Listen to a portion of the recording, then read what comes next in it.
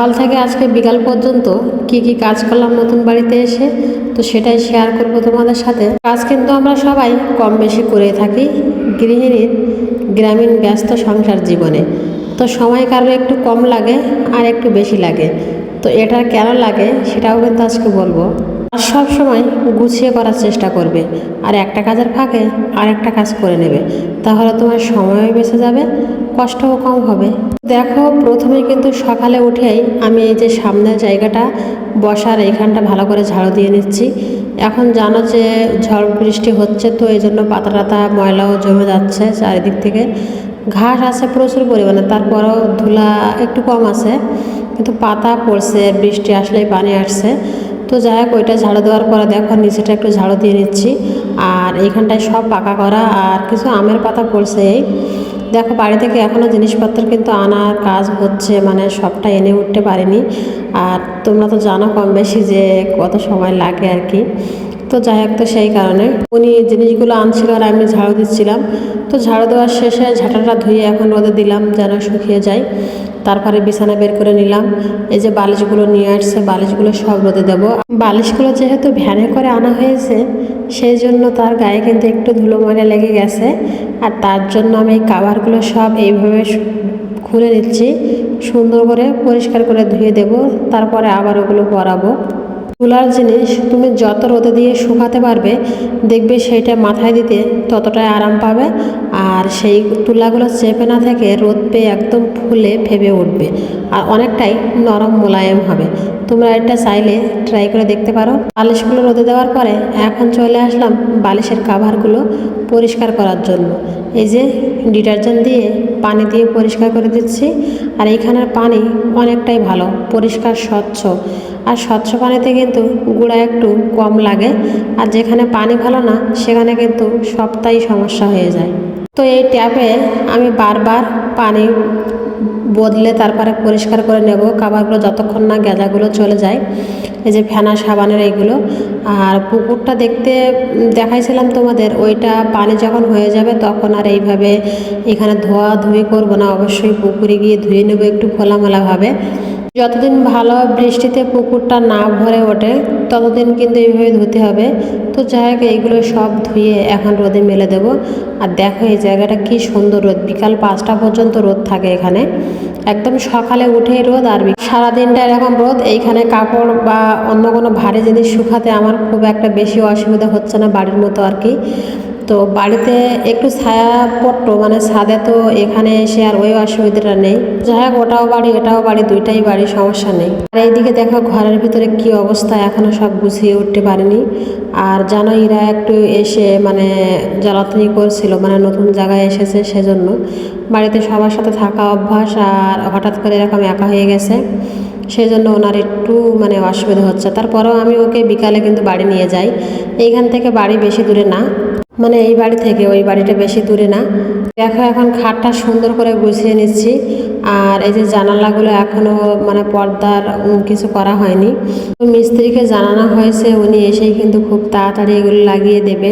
এখন খুব একটা বেশি করবো না, যে 2টা ঘরে থাকবো আর কি, মোটামুটি সেই 2টা ঘরের জন্য আমি পর্দার ব্যবস্থাটা করে নেব, আর বাকিগুলো একটু পরে করে নেব। ব্যালকনিটা একটু ঝাড়ু দিয়ে নিলাম, তারপরে ঘরের ভিতরে ঝাড়ু দিতে আসলাম। আর দেখো, দরজা খুলে যদি এরকম সবুজ প্রকৃতি দেখতে পাও সকালে, তো মনটা কিন্তু এমনিতেই ভালো হয়ে যায়। আর তোমরা সবাই জানো যে আমি কিন্তু একজন প্রকৃতিপ্রেমী মানুষ, মানে আমাকে এর থেকে আলাদা করা সম্ভব না। মানে এদের নিয়ে আমাদের জীবন, মানে আমি যদি মনে করো ফসল উৎপাদন বা এই যে সবুজের মাঝে থাকতে না পারি, তাহলে আমার মনে হয় এর মতো অস্বস্তিকর বিষয় আমার জীবনে আর নেই। এখানে সব তরকারি লাগানো হবে, আর তোমাদের কিন্তু সব দেখানো হবে। সেটা খাওয়া দেওয়ার শেষে খাবারগুলো উল্টে দিলাম। আর এই যে বালিশগুলো দেখো এখন সব তুলে নিয়ে ঘরে যাচ্ছি, কারণ যথেষ্ট রোদ পেয়ে গেছে সেগুলো। বালিশগুলো একটু ঠান্ডা হয়ে গেলে তারপরে কাভারগুলো পরিয়ে দেব। আর এইদিকে দেখো, কিছু বাজার সদাই আনছিল এরার বাবা, তো ডিম আর এই যে কলা কিন্তু গাছের কলা আমাদের। তো ডিমগুলো আমি এখন রান্নাঘরে এসে রেখে দিলাম। আর এই যে বাড়ি থেকে কিছু বাসন নিয়ে আসছিলাম, এগুলো সব মেজে নিয়ে আসলাম ছাই দিয়ে। তো এই বাসনগুলো এখন সব আমি রোদে মেলে দিচ্ছি যেন ভালো করে শুকাতে পারি। এইগুলো তো আমার আর মানে লাগবে না ব্যবহারে।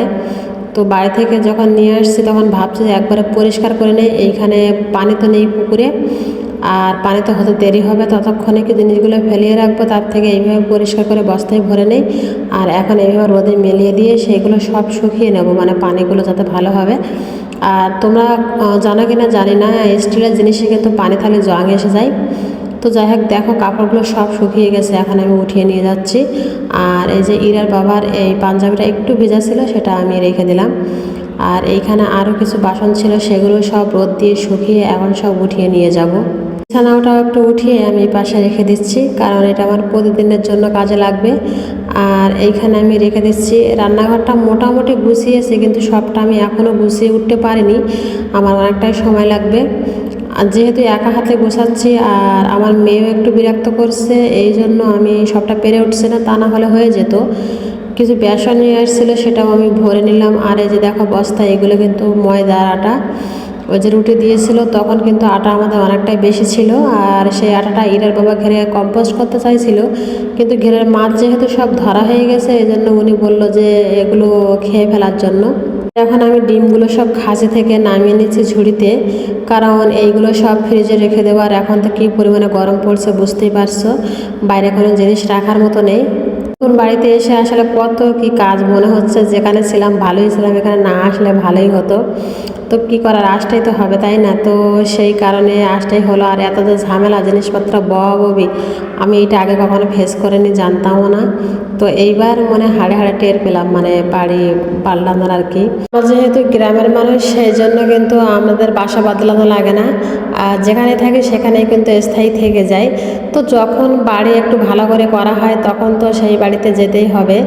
তো এই জন্য আসলে বুঝতে পারিনি যে এতটা মানে ঝামেলার কাজ ছিল ওটা। এখন দেখো এই যে লবণগুলো সব আমি ভরে নিচ্ছি কৌটায় কৌটায়, কারণ ওইখান থেকে যখন আসছিলাম তখন খুব একটা পাত্রে ছিল না। আর এইখানে আমি গ্যাসের জন্য আলাদা করছি। আর এই কয়দিন গ্যাসে আমি রান্না করব, তোমরা চুলায় কিন্তু রান্না অবশ্যই দেখতে পারবে, তোমাদের রান্নাঘরটা আমি দেখাইছিলাম। আর ওইটা আমি একটু ঠিক করে নেওয়া পর্যন্ত তোমাদের এই গ্যাসের রান্নাগুলো আমার দেখাতেই হবে। ভয়েসটাও আমি ঠিক করে দিতে পারছি না, তো যদি কোথাও ভুল হয়ে থাকে তোমরা অবশ্যই একটু ক্ষমাশূন্য দৃষ্টিতে দেখে নিও। আজকের ভিডিও পর্যন্ত, তোমরা সবাই ভালো থেকো, সুস্থ থেকো, আল্লাহ হাফেজ।